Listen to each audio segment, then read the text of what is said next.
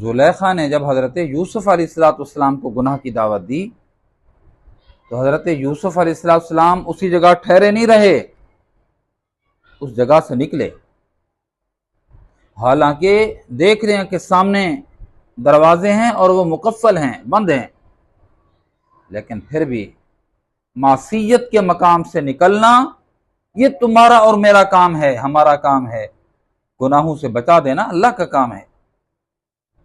نوجوان لوگ گناہوں کے مقام پہ جاتے ہیں اور پھر گناہوں سے حفاظت نہیں ہوتی، کہتے ہیں حضرت گناہوں سے حفاظت ہی نہیں ہوئی، ہم سے گناہ ہو رہے ہیں۔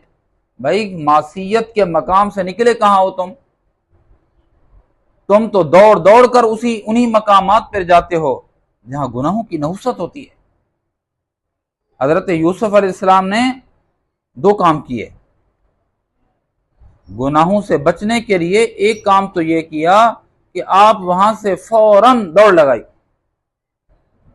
حالانکہ بند کمرے ہیں، لیکن یہ نہیں دیکھا کہ دروازے بند ہیں، بس کہا کہ کسی طرح یہاں سے نکلوں تاکہ اللہ رب العزت کے نافرمانی کی جو دعوت دے رہی ہے مکمل یہاں سے محفوظ نکلوں۔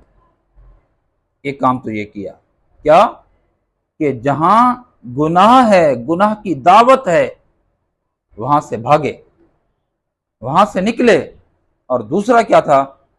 قال معاذ اللہ، دعا کی، اللہ سے پناہ مانگی، اللہ گناہ سے بچا، اللہ کی پناہ میں آئے اور پناہ میں آنے کی دعا کی۔